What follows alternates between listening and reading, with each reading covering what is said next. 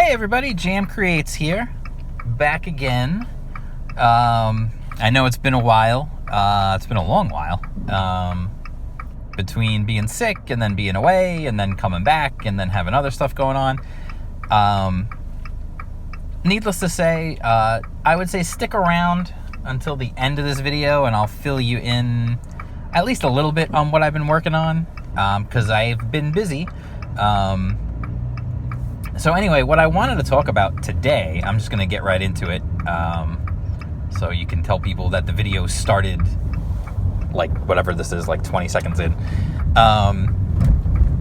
I was thinking about, because there's a lot of, there still continues to be a ton of news about crowdfunding with comic books, and the thing I find interesting is I see, everybody seems to be talking about crowdfunding, but they always seem to be talking about the same stuff over and over again. And there's nothing, that's fine. Like, they're talking about the big successes for the most part, or they talk about catastrophic failures. That tends to be what most people talk about with crowdfunding, really, in any venue, in any genre, in any medium, whether it's video games, board games, comic books, movie, whatever it might be. The most interesting stories usually are, of course, the biggest successes and the biggest failures.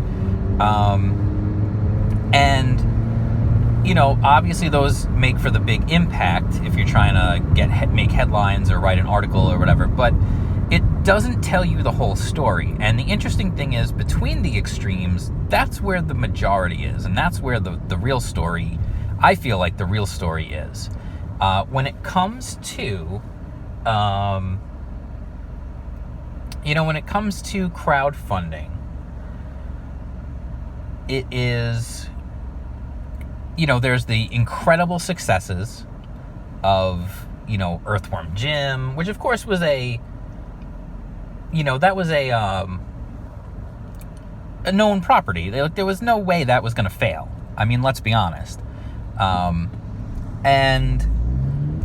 then there's the big successes of things like Cyberfrog and Jawbreakers, and a lot of people were focused on, how would the second round of those Comicsgate books do? And so far, they seem to be doing quite well. Jawbreakers, God King is doing really well. Graveyard Shift Volume 2 is also doing really well. But the thing that most people are not really talking about is there's this whole vast realm of crowdfunded comics out there that are getting funded, and they're making enough to be funded so that the books can come out, and they're making a little bit more so that the creators can make some money and they can pay their team and whatever. But they're maybe not making six figures, maybe they're making five figures, but they're making 20 grand, 30 grand. That's still a lot of money. To make a comic book, an indie comic book, that's a lot of money. And the funny thing is you don't hear a lot of people talking about those books. And I think that's kind of a shame, because as I've said before, I feel like, and now even, now I haven't really covered the stories about AT&T and DC and the stories that are going around there. But, I've talked about this before. I do think that the health of the comic book industry is no longer in the hands of the big two. They're always going to be what people talk about, but the fact of the matter is there is an entire world of comic books out there outside of Marvel and DC. And there will continue to be. Comic books are not going to die, regardless of what, some people like to say. And a lot of times it's hyperbolic, and a lot of times it's because they're simply talking about Marvel and or DC that they say comics are dying. Comics are not dying. Some of the companies are dying. IDW continues to go further and further into debt by trying to just sell their souls to Hollywood, and it's just not working.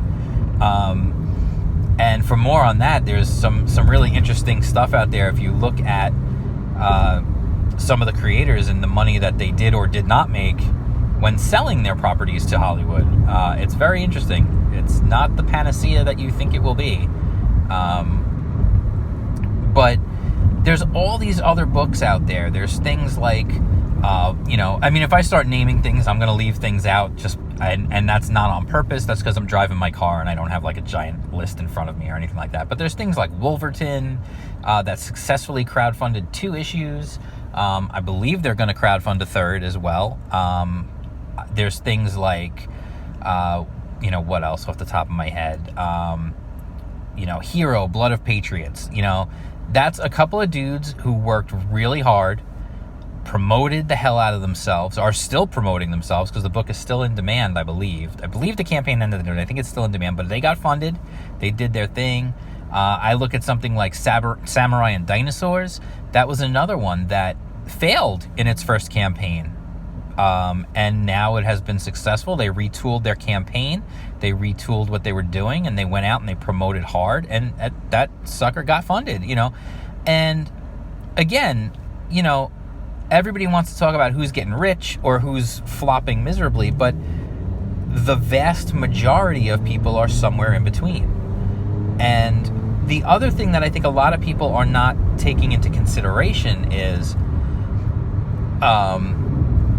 when you're launching a book, if you're a complete unknown and you're launching a book, number one, you really can't expect to make hundreds of thousands of dollars on your first campaign unless for some reason you already have a gigantic following of people.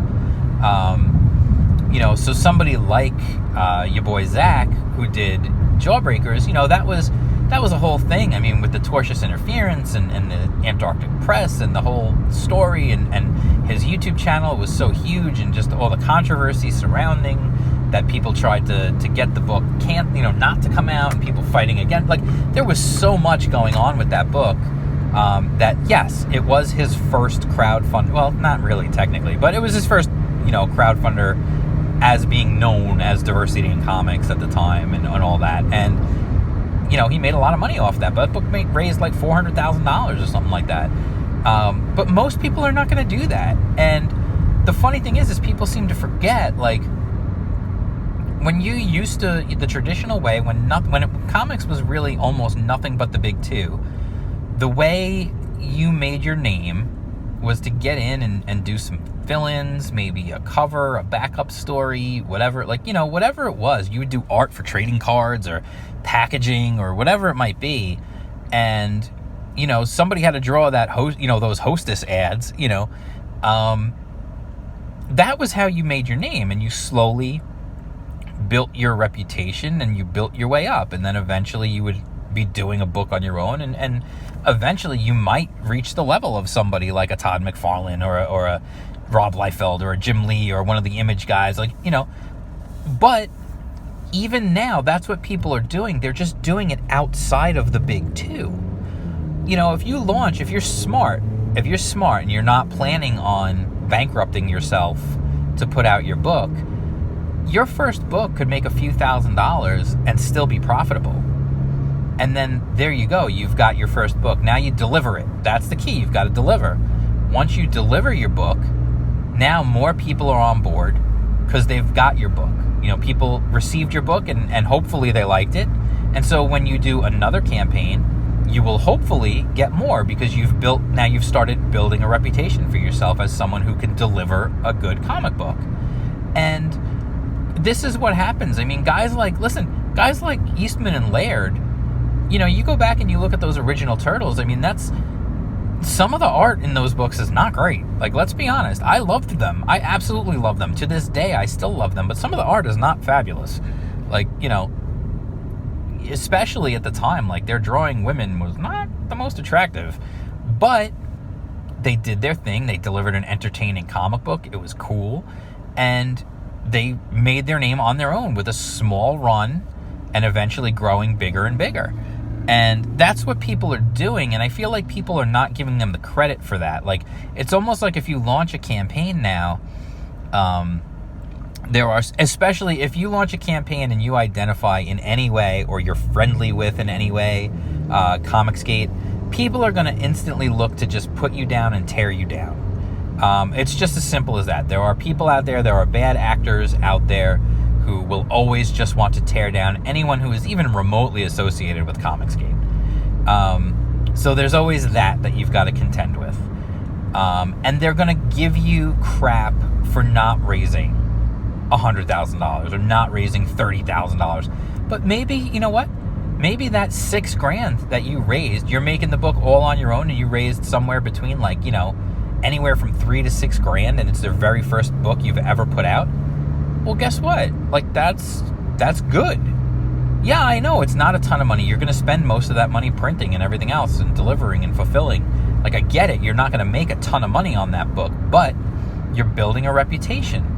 And that's what you have to do. As a business, you need to build a reputation. As a restaurant, you're not going to open a brand new restaurant and instantly be making money hand over fist with a wait list and, you know, lines outside the door or anything like that. Like, you've got to build up a reputation. People have to know, hey, this place is good. The food is delicious. The service is good. The atmosphere is nice. Like, people need to know that it's worth their time, and the word has to spread. And that's the same thing in any business. You know, if you don't have millions of dollars of budget in advertising, which I'm going to assume most people who are making their own crowdfunded comic book don't, you're going to need to slowly build up your reputation. And that's what these people are doing. They're earning their stripes. And it annoys me when I see people giving people crap about not raising $50,000 on their... If it's their first book and they're not a known creator, like, dude, chill out. Let them earn their stripes. You know, and everyone's going to earn their stripes in different ways. Like, some people are going to pitch a book and get it published by a small publishing house. And that's how they're going to earn their name of, hey, look, I delivered a book. So that when they do their crowdfunding, they can say, hey, from the guy who brought you, you know, XYZ, I'm doing a crowdfunded book now. So if you like that, if you like the art I'm showing, if you like my idea for this new book, you know, support me. So I don't get, like, where, like, you get these people trying to act like if you don't make six figures, you're a failure. That's entirely not true. If you get your book funded and you make a little money on top of it, you're successful, especially if you're a nobody. You know, if for some strange reason tomorrow Robert Kirkman and let's say Robert Kirkman and Ryan Otley reunite, or let's go even crazy. Let's say Robert Kirkman and Todd McFarlane team up and do a crowdfunded book. If that book didn't make six figures, that would be a huge disappointment. But when two people or three people or one person that you've never heard of before, who's just out there busting their hump, working in their spare time, trying to put out a great comic book because it's something they've always wanted to do, they go out and they crowdfund and they get enough to print and publish and fulfill their book and maybe make a little extra on top, that's a success. And that's something you can build off of for the next time. And this is what, you know, I think people need to do. What they need to realize is that's how you succeed. You know, again, somebody did a story the other day. I don't remember who it was now. It was a video about overnight success and how, you know, overnight success takes years. And it's the truth. When someone finally puts out a book, a crowdfunding book, let's say, that makes a ton of money, it's going to be because they put a lot of effort, built an audience, put out books, made people aware of them, made fans for themselves, showed quality work, delivered quality work, and they built up a fan base over time. And then suddenly they're going to have one campaign that just explodes and everyone's going to be like, whoa, where did this come from? Like, overnight success. No, it wasn't overnight. I mean, for crying out loud, you know, Ethan Van Sciver has been working in comic books for 26 years. Well, now he had his giant success in terms of making money for himself with Cyberfrog. Doug TenNapel, making tons of money with Earthworm Jim, has been making comic books for 30 years. Like, this is not overnight success. It seems like it if you're not paying attention, but it's not. So anyway, that's all I wanted to talk about. Is there's this whole world in between, and I encourage you to go out there and look at these crowdfunded books and support the ones that look cool to you. You know, if something doesn't catch your eye or if it doesn't sound like it's good to you, you don't have to support it because the author, you know, says that he's Comicsgate or he's not Comicsgate and you're anti-Comicsgate, whatever. Like, you don't have to buy something just because of who someone is. The whole thing is you're a customer, dude. Buy what appeals to you. If something looks cool to you, buy it. If it doesn't look cool to you, don't. It's as simple as that.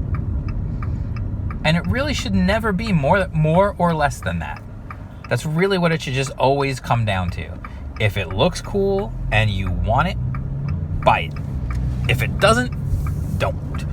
So anyway, real quick, I just want to mention, like I said, if you're not already subscribed to the channel, please subscribe.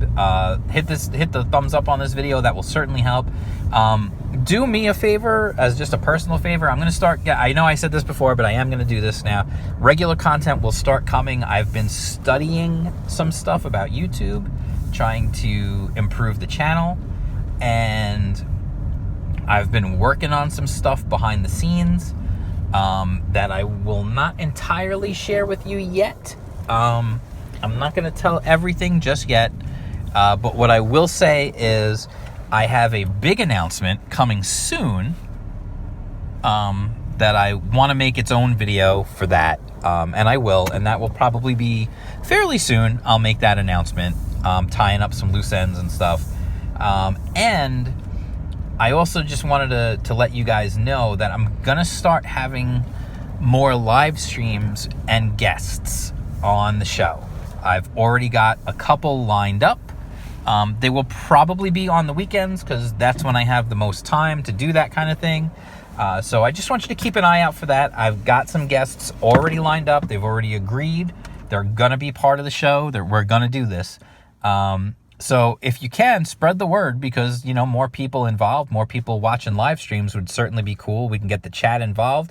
I absolutely want to ask questions of my guests that come from the chat. So 100%. Like, be in there for that, please. Spread the word. Tell your friends.